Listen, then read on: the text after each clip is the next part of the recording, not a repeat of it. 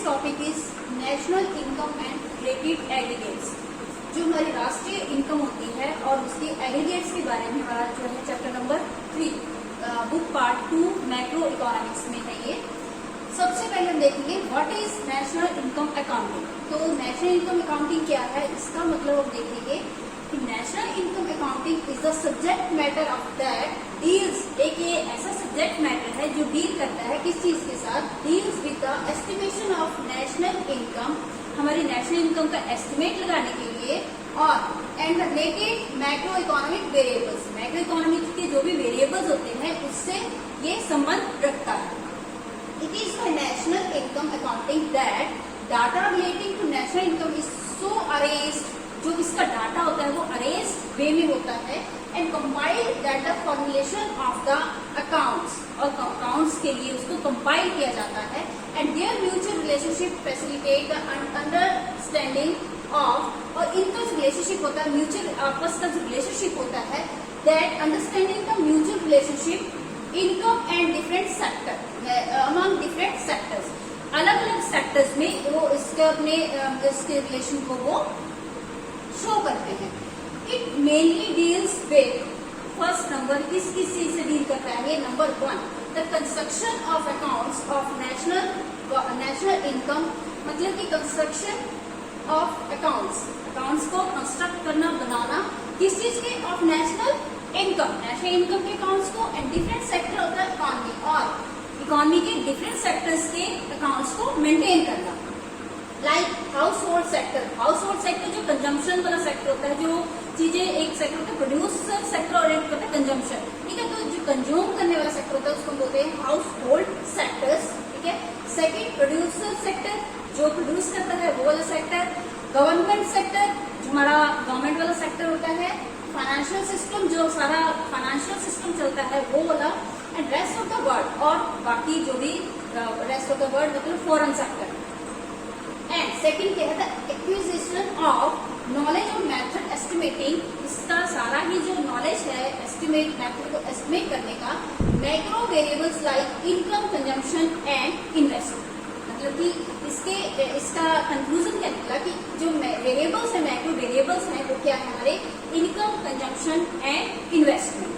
तो इसने शुरू में बोला था कि जो नेशनल इनकम अकाउंटिंग है ये सब्जेक्ट मैटर है of estimation national income and related macro economics variables. तो इसके कंक्लूजन में ये निकला कि मैक्रो इकोनॉमिक्स के वेरिएबल्स क्या क्या होते हैं हमारे, इनकम, कंजम्पशन एंड इन्वेस्टमेंट, ठीक है। नेक्स्ट इसकी आगे definition, what is the definition of national income accounting.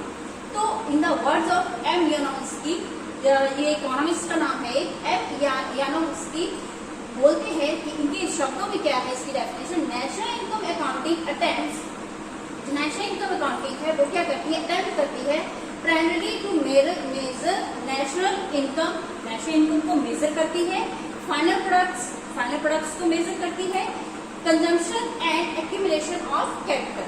Consumption मतलब उपभोग, एक्यूमुलेशन क्या होता है, जोड़, उसको जोड़ते जाना, ठीक है। एक्यूमुलेशन ऑफ कैपिटल, जो ये सारी चीजें हैं वो कहलाती है हमारी नेशनल इनकम अकाउंटिंग। क्या क्या चीजें कहलाती हैं, measure of national income, final products, consumption and accumulation of Capitals.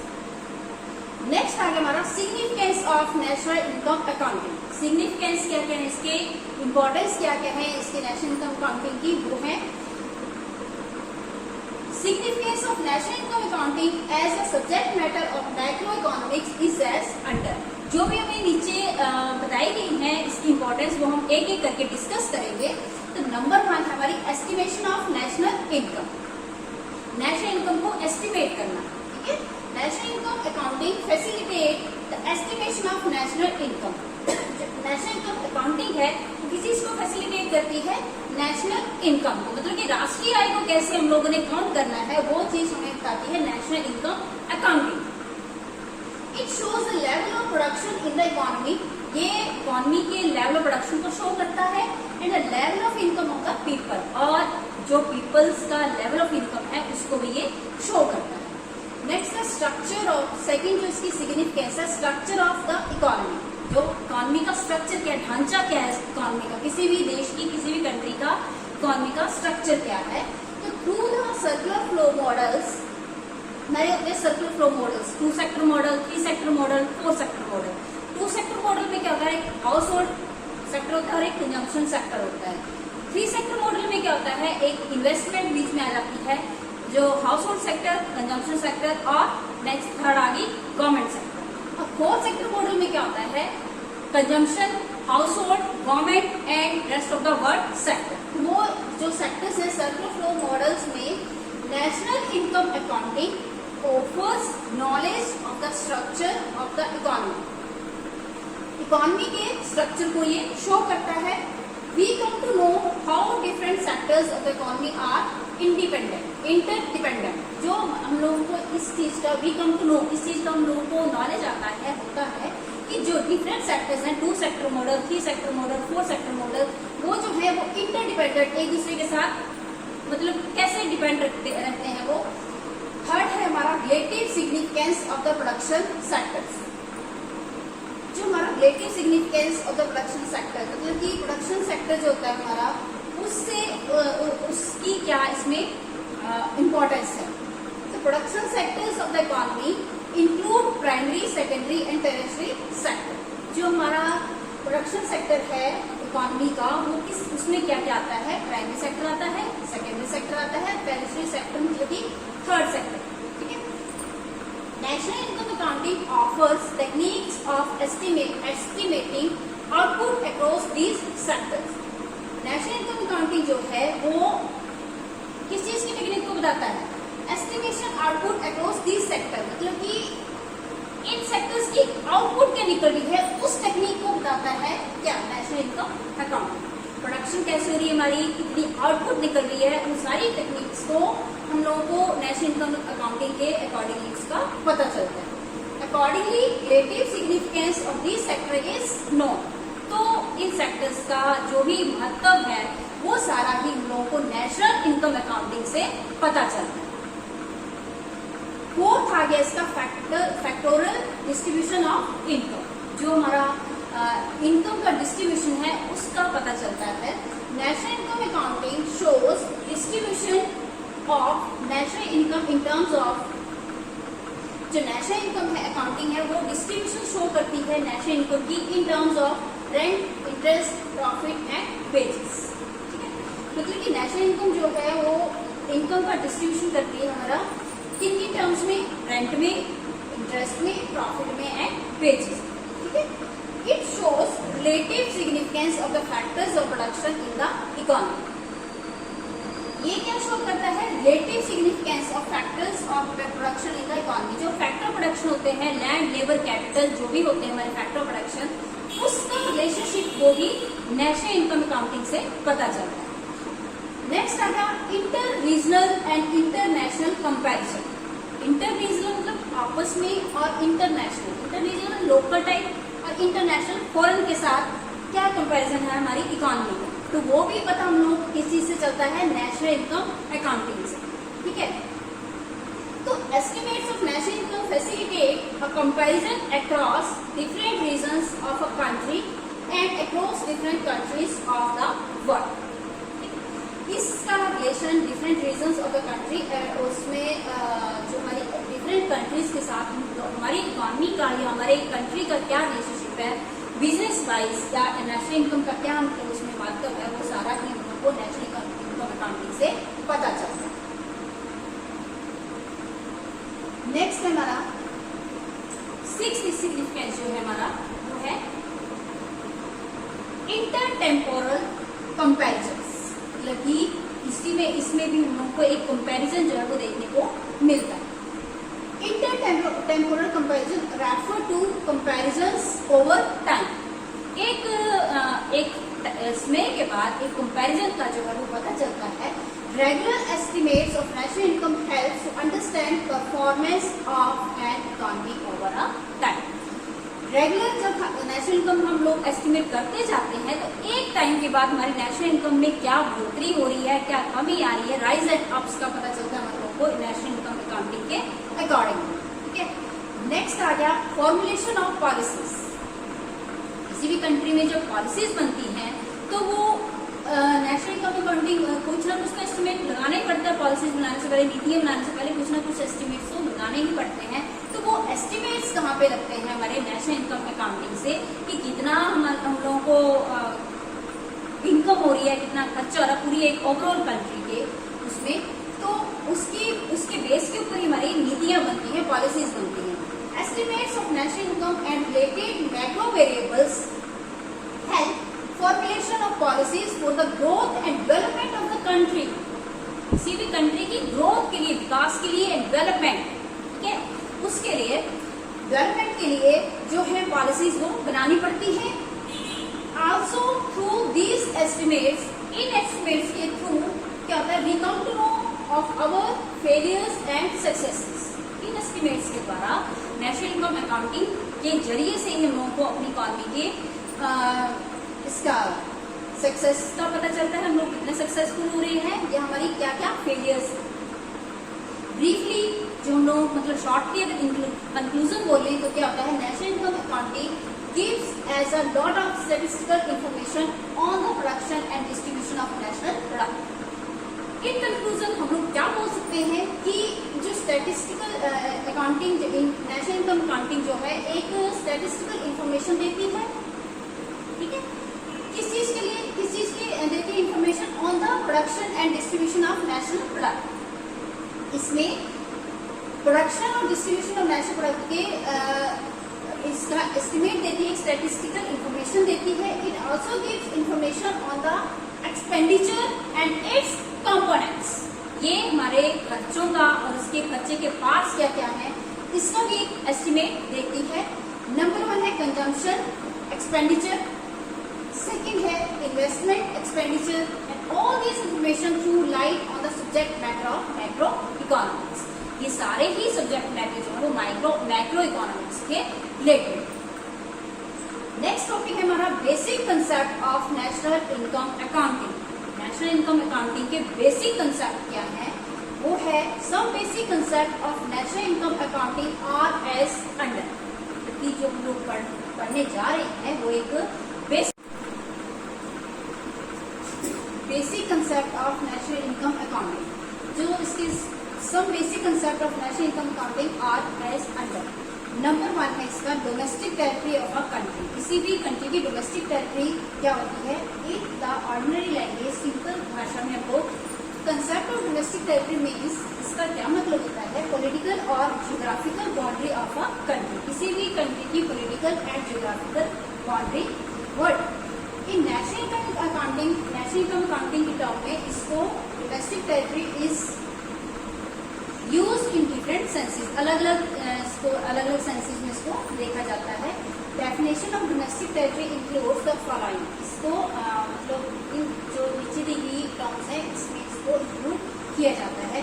Political और geographical boundary of the country, ठीक है, किसी भी कंट्री की पॉलिटिकल और geographical boundary. Next, ships and aircraft operated by the residents of country. किसी भी country के रेजिडेंट्स के द्वारा शिप्स एंड एयरक्राफ्ट जो ऑपरेट किए जाते हैं बिटवीन 2 और मोर देन 2 कंट्रीज, 2 या 2 से अधिक कंट्रीज के बीच में।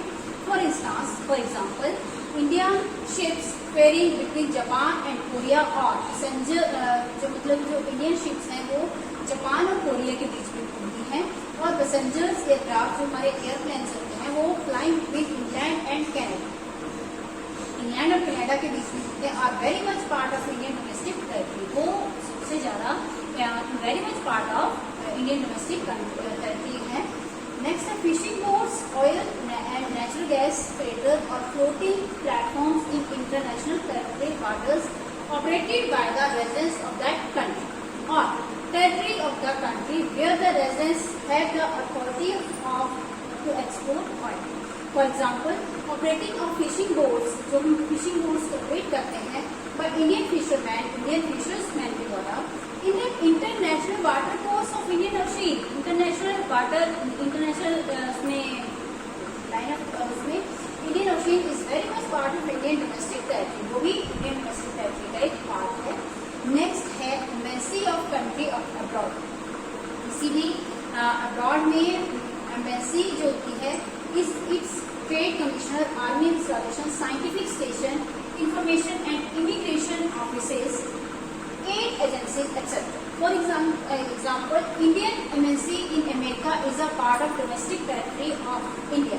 मतलब अगर इंडियन एमएनसी जो है अमेरिका में स्थापित है तो वो हमारे इंडिया का डोमेस्टिक टेरिटरी ऑफ इंडिया का पार्ट है। और बट अमेरिकन एमएनसी जो इंडिया में स्थापित होती है, अगर अमेरिका के एमएनसी इंडिया में स्थापित है, वो that is not part of domestic territory of India, तो वो इंडियन टेरिटरी का कोई भी हिस्सा नहीं कराएगा। Next, normal residence of a country. Normal residence of a country क्या होता है? National income is the sum total of income of only normal residence of a country. We must therefore understand the concept of normal residence। तो हम लोगों को इससे सबसे पहले इसका कंसेप्ट, नॉर्मल रेजिडेंस का कंसेप्ट जो है वो देखना पड़ेगा।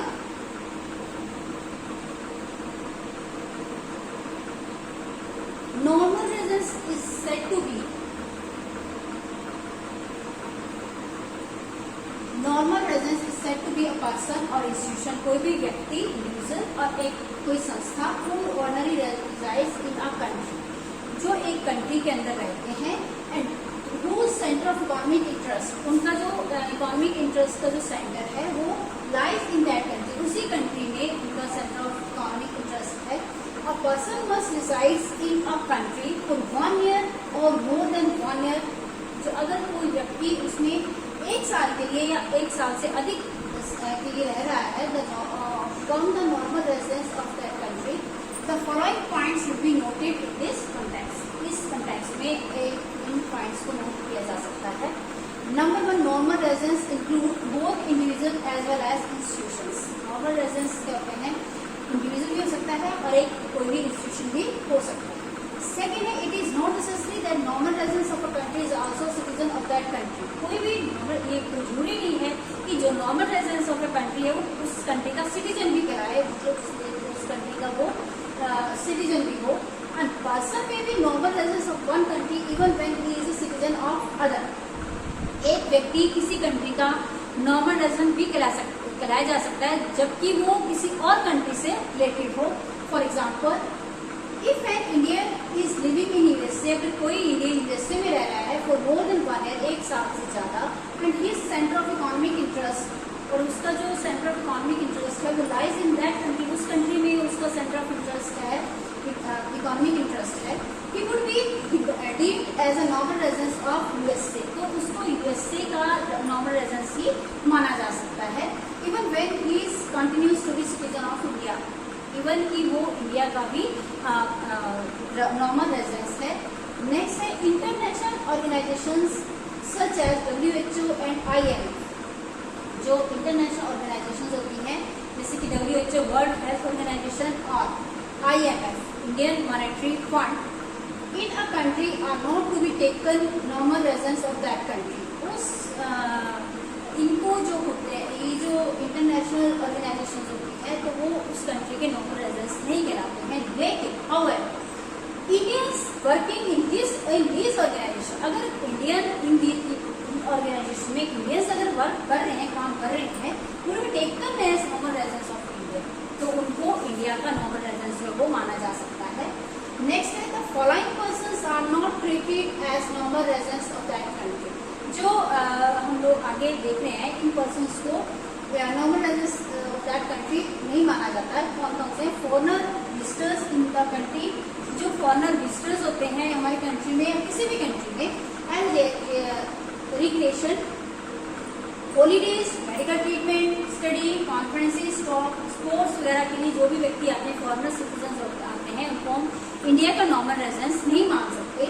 सेकेंड, नेक्स्ट है crew members of foreign vessels, commercial travelers and seasonal workers of that country। और ये हमारे कमर्शियल ट्रैवलर्स, सीजनल वर्कर्स, इनको भी हम लोग नॉर्मल रेजिडेंस ऑफ इंडिया नहीं मान के चल सकते। Next, foreigners who are employees of no residence enterprises and who have come to the country for purpose of installing machinery purchased for their employees। All these people will be treated as foreigner as generally they stay or for less than 1 year। इन सभी peoples को हम लोग normal residence of India नहीं मान सकते। क्यों? क्योंकि ये टेम्परेरी बेस पे इंडिया में रहने आते हैं और their centre of interest does not lie in that country, वो उस कंट्री में उनका सेंटर ऑफ इंटरेस्ट होता है, सेंटर ऑफ इंटरेस्ट इनकम जो होती है वो भी उस कंट्री से रिलेट नहीं होती है, संबंधित नहीं होती है। नेक्स्ट है बॉर्डर वर्कर्स और persons who cross the border between two countries. Border workers जो होते हैं, जो सीमाओं के ऊपर काम करते हैं, और पर्सन्स हु क्रॉस, और जो व्यक्ति होते हैं who cross the border between दो कंट्रीज का जो बॉर्डर क्रॉस करते हैं, टू कंट्रीज डेली और रेगुलरली, या तो डेली या regularly, in order to work in one country, एक कंट्री में काम करने के लिए, they are the residents of country in which they live, तो उनको उसी कंट्री का माना जाएगा रेजिडेंट जो जहाँ पे वो रहते हैं, ना कि not for the country which they are working, ना कि जिस कंट्री में वो काम करने जा रहे हैं, काम करने जा रहे हैं वो वापस आ जा रहे हैं, लेकिन उसको उनको जो है इस कंट्री का वो माना जाएगा जहाँ पे वो रहते हैं, जहाँ वर्किंग, ना कि वहाँ पे जहाँ पे वो काम करने जाते हैं। नेक्स्ट है नंबर 6 है officials, diplomats and members of the arm forces of a foreign country are treated as a normal residents of the country. जो ऑफिशियल्स होते हैं, डिप्लोमेट्स होते हैं, हमारे member of arm forces of a foreign country are treated as a normal residents of the country to which they belong and not of the country in which they are not, if they are employed. Next है जहाँ से वो मतलब लोग belong करते हैं, जहाँ से वो रहते हैं, उस कंट्री का इनको रेजिडेंस माना जाता है, ना कि वहाँ पे जहाँ पे वो एम्प्लॉय होते हैं। इन शॉर्ट, इन कंक्लूजन हम लोग क्या बोल सकते हैं कि normal residence of our country include, हमारी कंट्री क्या इंक्लूड करती है, citizens and instructions of our country who normally reside in the country and whose center of economic interest lies in the country.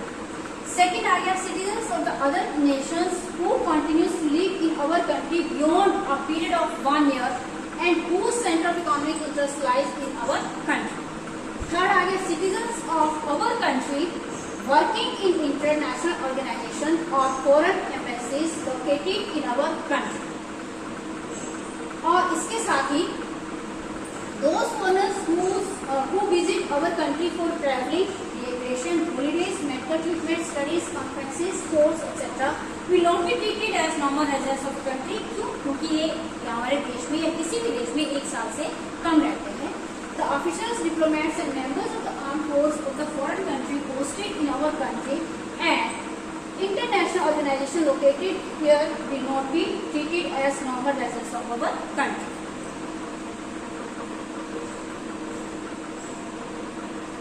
Next है domestic versus national concept. इसमें क्या आएगा, concept of domestic product और income refers to the producer produce in the domestic territory of a country by all producers on the territory of a country by all on the country. इसके साथ ही the concept of national product or income refers to product produced in the domestic territory of a country and rest of the world all normal residents of that country. In this concept, the domestic product or income is added net factor income from abroad. It becomes national income product or income. So, इसका क्या formula है हमारे पास, national product और income is equal to domestic product और income plus net factor income from abroad. Next, इसके साथ ही on the contrary, if net factor income from abroad is deducted from the concept of national product or income, it becomes domestic product or income. इसका क्या formula है, domestic product और income is equal to national product और income minus net factor income from abroad. Next है net factor income from abroad. अब net factor income from abroad कैसे निकालेंगे, difference between factor income from abroad earned by the normal residents of a country and factor income earned by the non residents in that country is called factor income from abroad. इन दोनों का difference जो है वो factor income from abroad कहलाता है। इसकी definition, परिभाषा क्या है, net factor income from abroad refers to the difference between, इन दोनों का डिफरेंस, किस का difference, the income earned by the normal residents,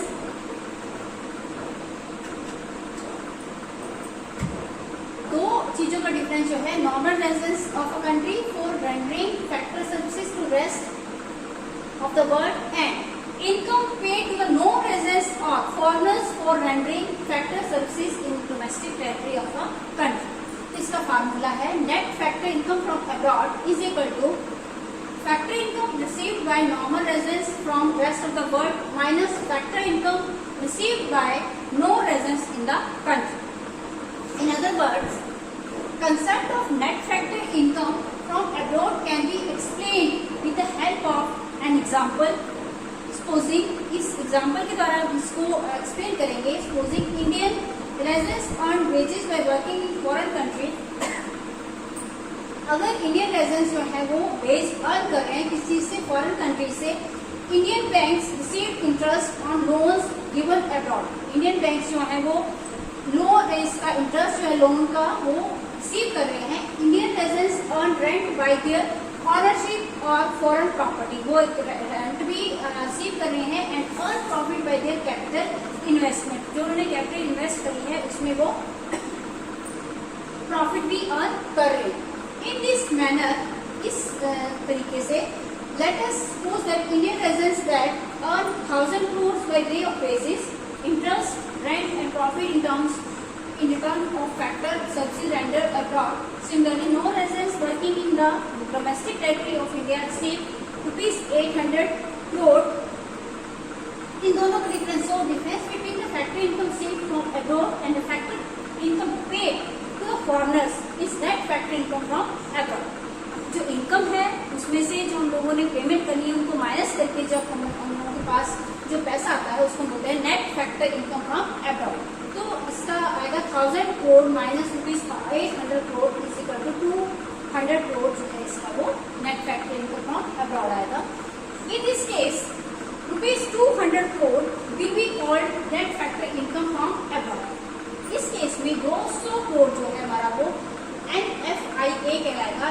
The three main components of net factor income from abroad are number 1 net wages of employees from abroad, number 2 net income from property and enterprises और number 3 आ गया हमारा net retained earning of residents from these abroad। Next है हमारा gross versus net concept।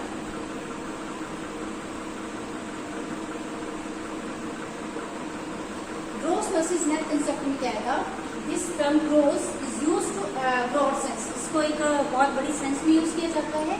The term net gross product और includes income, includes net product और income and consumption of fixed capital, normal wear and tear, obsolescences and normal rate of accident damages. ठीक है, तो net product और income इसमें कैसे आएगा, gross product और income minus consumption of fixed capital. तो कंजम्पशन ऑफ फिक्स्ड कैपिटल को हम लोग क्या बोलते हैं, डेप्रिसिएशन। ठीक है, नेक्स्ट है हमारा 10 टू नो नेट प्रोडक्ट और income consumption of fixed capital depreciation is deducted from gross product और इनकम। इसका फार्मूला हमारा ग्रोस प्रोडक्ट और income is equal to net product और income plus consumption of fixed capital. तो consumption of fixed capital को हम लोग depreciation के को भी बोल सकते हैं, क्योंकि डेप्रिसिएशन वही होती है जो हमारी कैपिटल्स के ऊपर जो घिसावट, जो मतलब एक डेप्रिशिएट होता है उसको हम लोग बोलते हैं डेप्रिसिएशन। नेक्स्ट है कंजम्पशन ऑफ फिक्स्ड कैपिटल और depreciation. Consumption of fixed capital depreciation क्या होती है, during production process value of fixed capital depreciates due to normal wear and tear. मतलब कि वेयर एंड टियर थोड़ी सी जो उसमें कैपिटल में डेप्रिसिएशन होती है, accidental damages and obsolescence. Definition में क्या आएगा इसकी, कंजम्पशन ऑफ फिक्स्ड कैपिटल और depreciation is the loss in the value of fixed capital due to normal tear and wear and tear, forcing obsolescence and accidental damages. Three main causes of consumption of fixed capital are, जो fixed capital की consumption के जो causes होते हैं main वो ये है, normal wear and tear in every economy during the production of goods and services. किसी भी इकोनॉमी में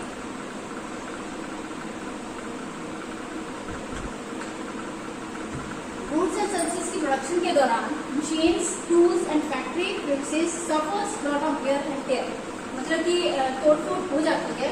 consequently value of this capital goods goes down, तो इन कैपिटल गुड्स की जो वैल्यू है वो नीचे को आ जाती है। नेक्स्ट है forcing obsolescence, some machines turn obsolete due to technical and other reasons, किसी भी टेक्निकल रीजन के द्वारा जो मशीन्स हैं वो थोड़ी ऑब्सोल्यूट हो जाती है and so depreciate in value, तो ये इसकी वैल्यू में भी डेप्रिशिएशन आनी शुरू हो जाती है। This fall in value is called obsolescences. By obsolescences it means fall in the value of fixed capital, जो फिक्स्ड कैपिटल की वैल्यू में वो फॉल आएगा due to changing production, changing इसकी क्योंकि प्रोडक्शन में चेंज आएगा, प्रोडक्शन टेक्निक्स और changing demand for goods and services produced by it. For example के तौर पे increasing use of diesel engine in cars has gradually rendered by use of petrol engine obsolescence. It is technical obsolescence. Similarly increasing use of clothes has rendered the use of nylon clothes obsolete. Next आगे हमारा third जो है हमारा normal rate of accidental damages. Many times capital goods met accidental damages causing fall in their value, उनकी value में fall आते हैं। This fall in value is called normal rate of accidental damages। इसमें consumption of fixed capital में depreciation में क्या क्या include होता है, normal wear and tear plus expected obsolescence plus accidental damages. Next हमारा market price versus factory cost concept. National income और national product जो है हमारा may be express in term of market price, इसको मार्केट प्राइस के रूप में भी एक्सप्रेस किया जा सकता है और फैक्टर कॉस्ट के रूप में भी इसको एक्सप्रेस किया जा सकता है। Express as market price national income product और domestic income is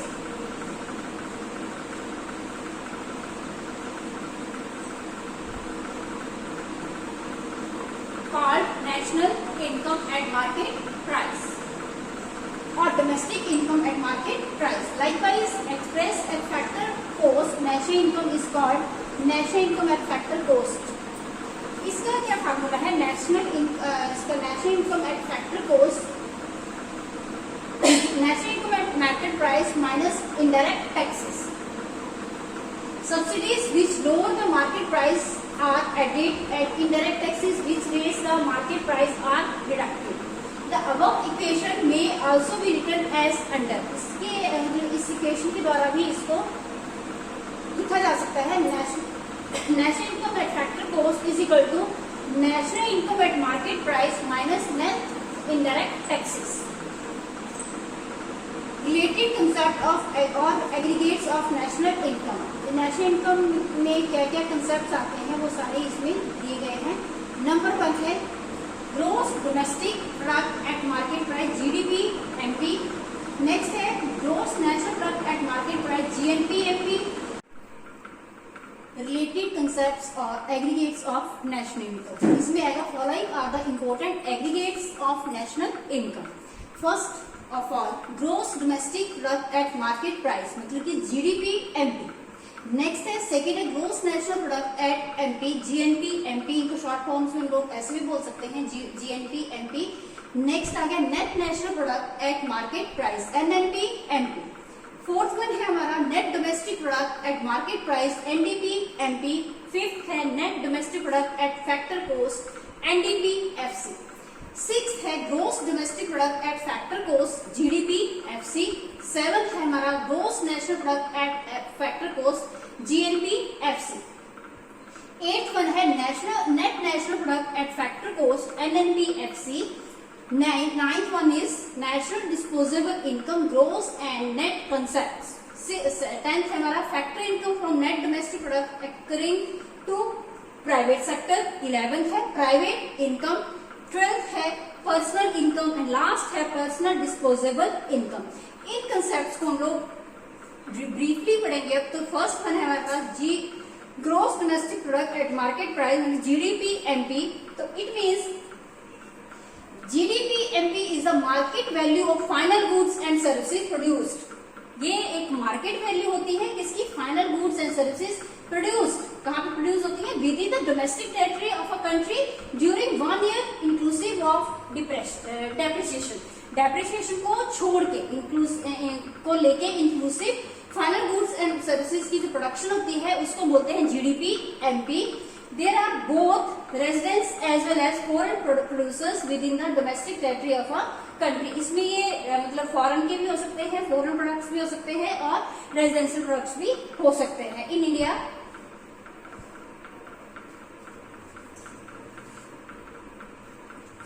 for example, there are many international banks as well as multinational companies. Gross domestic products includes the market value of the final goods and services produced by all the product producers. ठीक है, इसकी definition है कि GDP is the market value of final goods and services. GDP जो है market value है किस चीज की, फाइनल गुड्स एंड सर्विसेज की प्रोड्यूस, जो कि कहाँ पे प्रोड्यूस होती है, produce during here with in the domestic territory of a country. एक साल के अंदर domestic territory of a country के अंदर ये प्रोड्यूस होती है।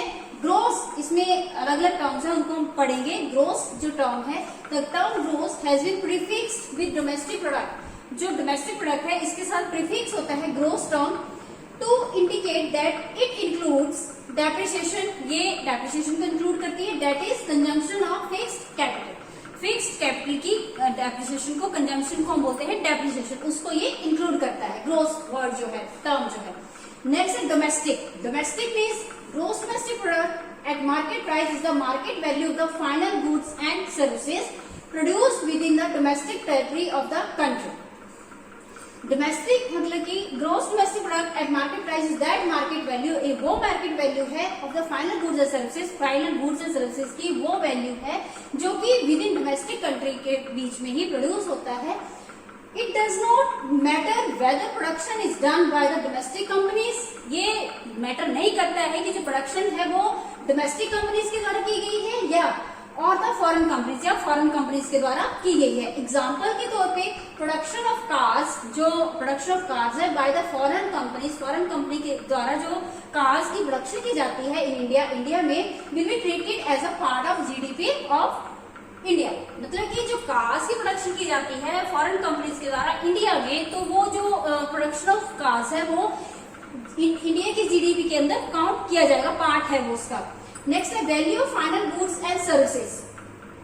Only the market value of final goods and services is taken into account. मतलब कि फाइनल गुड्स एंड सर्विसेज की जो वैल्यू है उसी को अकाउंट में लिया जाएगा, नॉट द इंटरमीडिएट गुड्स, मध्यवर्ती वस्तुओं को नहीं लिया जाएगा, and services because the value of intermediate goods used as raw material is already included in the value of final goods। जो मध्यवर्ती वस्तु होती हैं, इंटरमीडिएट गुड्स होती हैं, उनकी जो वैल्यू है वो ऑलरेडी फाइनल गुड्स में इंक्लूड की जा चुकी होती है।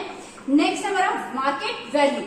Market value is work out by multiplying the quality of goods and services by there prices.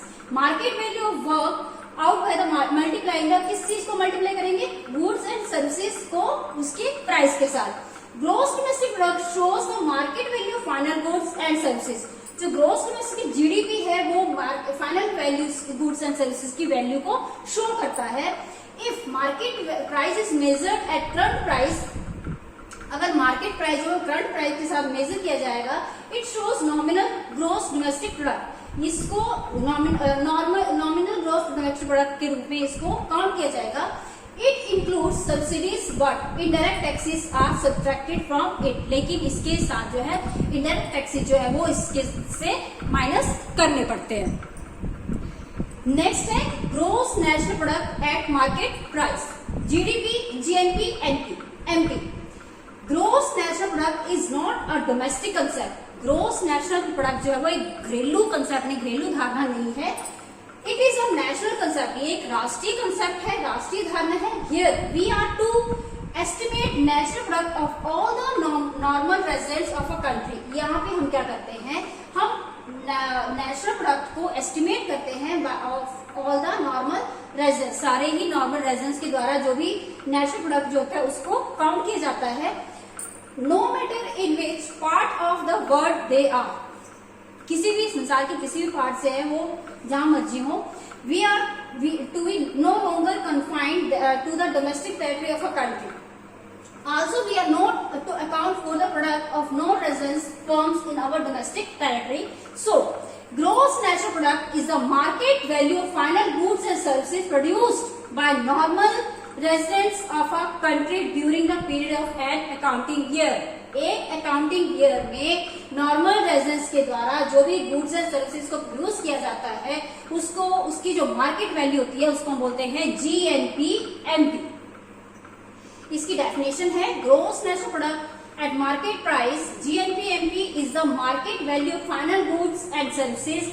ये जो इसकी फाइनल गुड्स एंड सर्विसेज की इसकी वैल्यू होती है by normal residence of a country, एक नॉर्मल रेजिडेंस के द्वारा, कंट्री के एक नॉर्मल रेजिडेंस के द्वारा, an accounting year along with number 1 net factory income earned from abroad. Net factory income earned from abroad means विदेशों से. सेकंड है consumption of fixed capital. Fixed capital की कंजम्पशन, उसका उपभोग.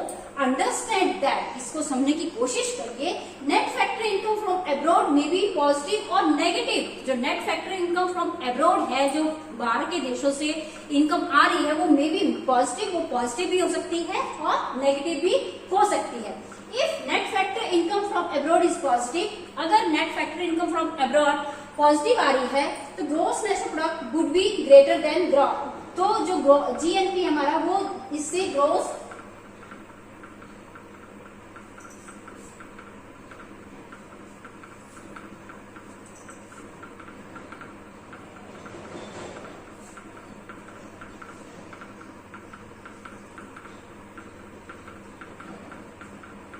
For example, there are many international banks as well multinational companies gross. एक second. Domestic product. ठीक है.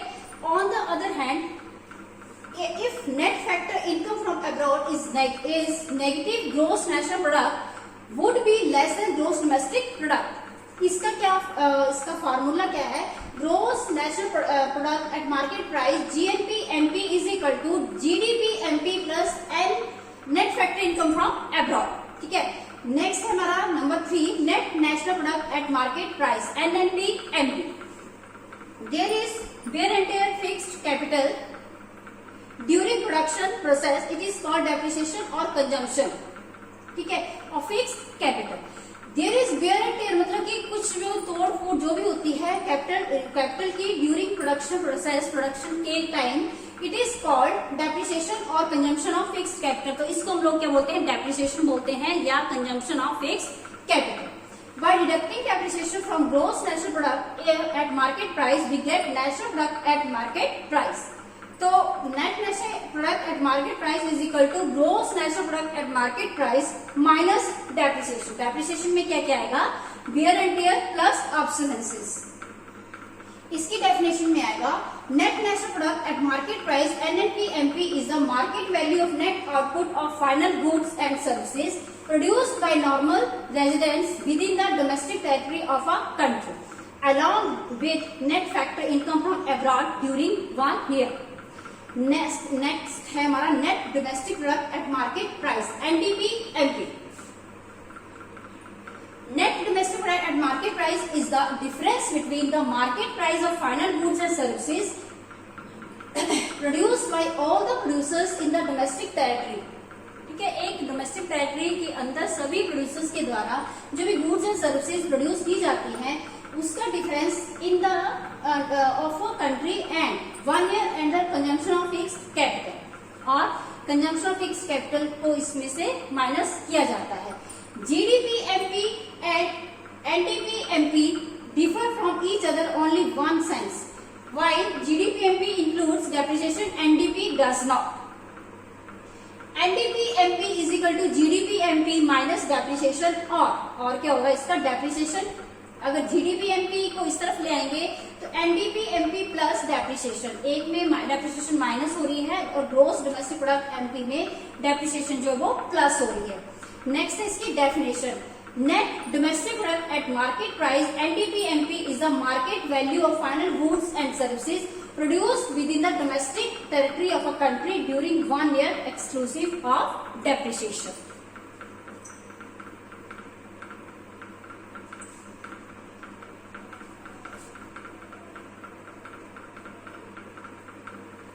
Next है हमारा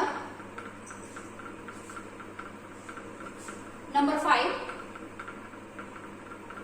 नेट डोमेस्टिक इनकम और net domestic product at factor cost. मतलब कि NDPFC net domestic product at factor cost, इसको हम इस तरीके से एक्सप्लेन करेंगे कि नेट डोमेस्टिक इनकम और net domestic product at factor cost refers to the sum total of factor income generated during an accounting year within the domestic territory of a country.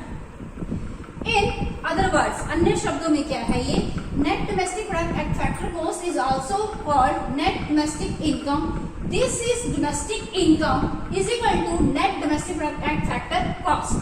और इसकी डेफिनेशन है net domestic income और net domestic product at factor cost, NDPFC is the sum total of factor income जो है हमारे पास rent, factor income is equal to rent plus wage plus interest plus profit generated within the domestic territory of a country during 1 year.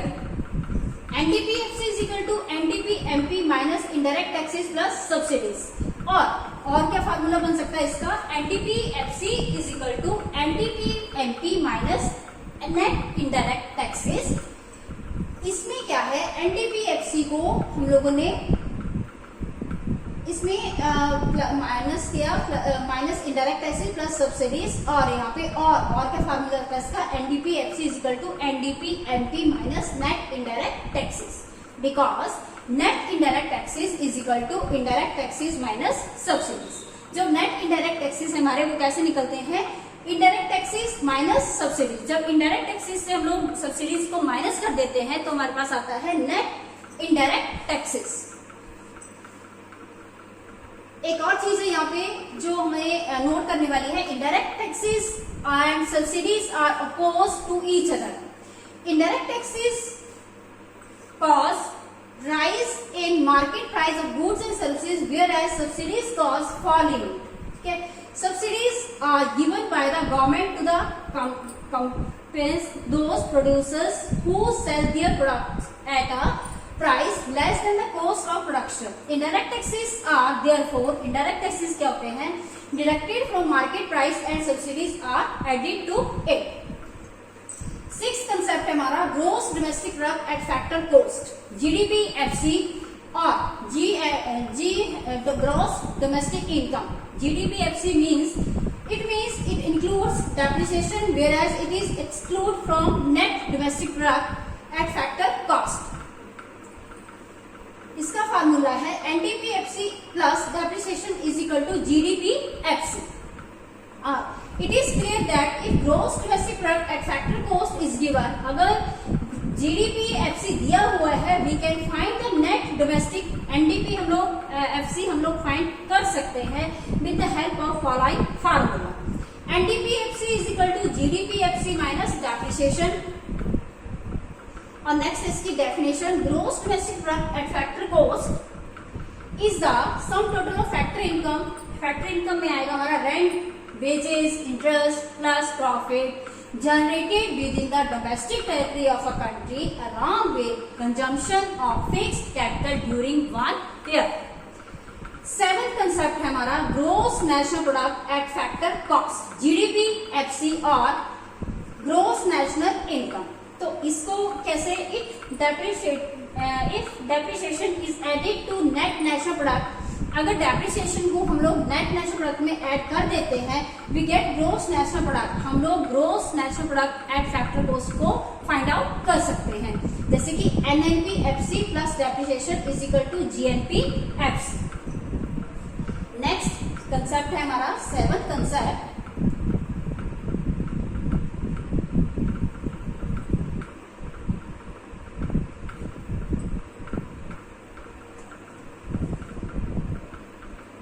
seventh concept is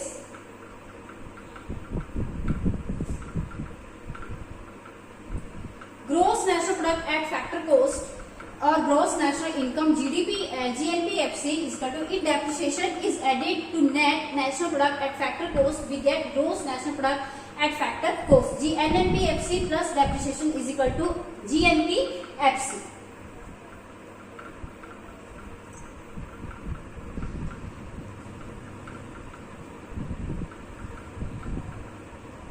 eight है हमारे पास, इसका formula क्या आया, GNPFC minus depreciation is equal to NNPFC, और इसका formula definition आई GNPFC is the sum total of factor incomes, ये फैक्टर इनकम का सम टोटल है earned by the normal residence of a country, एक साधारण जो रेजिडेंस होते हैं कंट्री के उनके द्वारा जो अर्न किया जाता है, along with consumption of fixed capital, fix capital की कंजम्पशन के साथ ड्यूरिंग अ ईयर, एक साल के अंदर। एट कंसेप्ट है हमारा net national product at factor cost, NNPFC और national income. We have already know that no change domestic income into national income, net factor income from abroad is added to it. Next है domestic income or net domestic product at factor cost is domestic income. To change it into net product at factor cost, net factor income from abroad is added. अगर हम लोगों ने इसको change करना है तो national product at factor cost में हम लोगों को नेट फैक्ट्री इनकम जो है फ्रॉम अब्रॉड जो वो ऐड करनी पड़ेगी। तो इसका फार्मूला क्या बनेगा, NDPFC plus NFIA is equal to NNPFC। It may be noted that just as net domestic product at factor cost is called domestic income, in the same way net national product at factor cost is called national income. और इसकी definition क्या है, net national product at factor cost NNP और net income is the sum total of factor income, rent plus interest plus profit plus wages generated within the domestic territory of a country along with net factor income from abroad during a year. Or NNPFC is the sum total of factor incomes earned by normal residents of a country during a year. Next है national disposable income. National disposable income क्या होती है, national disposable income refers to the net income at market price available to a country for disposable, it is the sum total of national income, ये national income का sum total है, net indirect taxes and net current transfers from the rest of the world. इसका formula क्या है, national disposable income is equal to national income plus net indirect taxes plus net current transfers from the rest of the world. और इसकी definition में national disposable income is the income from all sources available to residents of a country for consumption, expenditure और for saving during a year.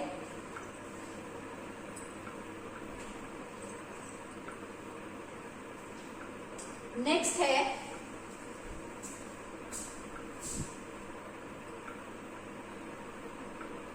Gross and net concept of national disposable income. Following are the basic differences in these concept. इनका जो basic है ये concept है, gross national disposable income includes current replacement cost. Gross जो हमारी disposable income है वो replacement cost को इंक्लूड करती है और डेप्रिसिएशन द इंटायर इकोनॉमी, और सारी ही इकोनॉमी की इंटायर इकोनॉमी की डेप्रिसिएशन को इंक्लूड करती है, but the same is not included in the net disposable income. लेकिन ये नेट डिस्पोजेबल इनकम में ये सब कुछ इंक्लूड नहीं होता है। सो क्या फॉर्मूला बना इसका कि net national disposable income is equal to gross national disposable income minus current displacement cost. 10th है हमारा factor income from net domestic product और प्राइवेट टू प्राइवेट सेक्टर। तो there are two main sectors every economy, सारी ही economies में ये दो sector जो होते हैं वो इंपॉर्टेंट होते हैं। पहला है Private sector, it includes all enterprises owned, controlled and managed by the private individuals. Private individuals के पास जो भी होते हैं enterprises owned, controlled, managed by सारे ही private individuals के द्वारा जब control किए जाते हैं ये चीजें तो उसको बोलते हैं private sector। और उसके बाद second है हमारा public sector। Public sector में it includes governments, administrative departments, enterprises like railways, post and telegraph services, ये सारे ही क्या कहलाते हैं हमारे पब्लिक सेक्टर, जहाँ पे गवर्नमेंट का सारा मैनेजमेंट हो। And non departmental enterprises like Air India and Indian Airlines, ये सारे ही क्या कहलाते हैं हमारे पब्लिक सेक्टर।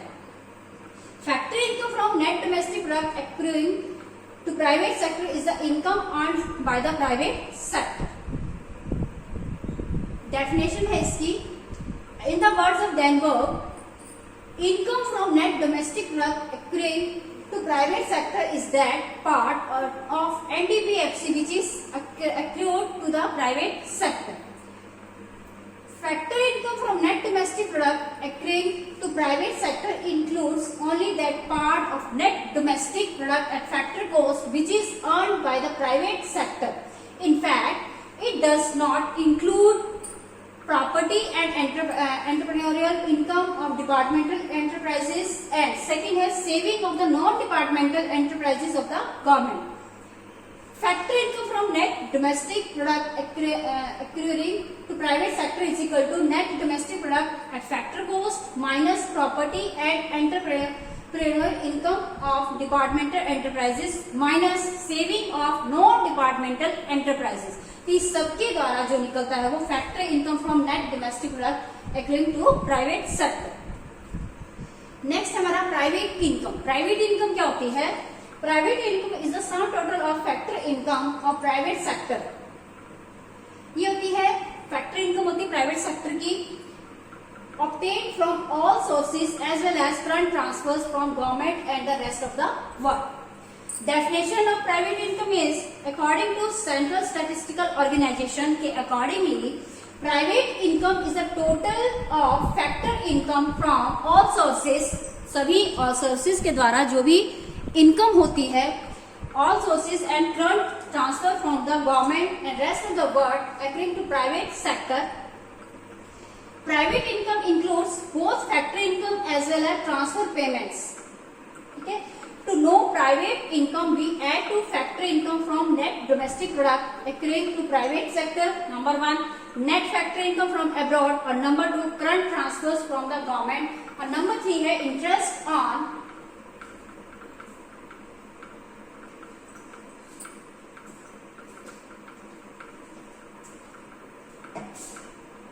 national debt.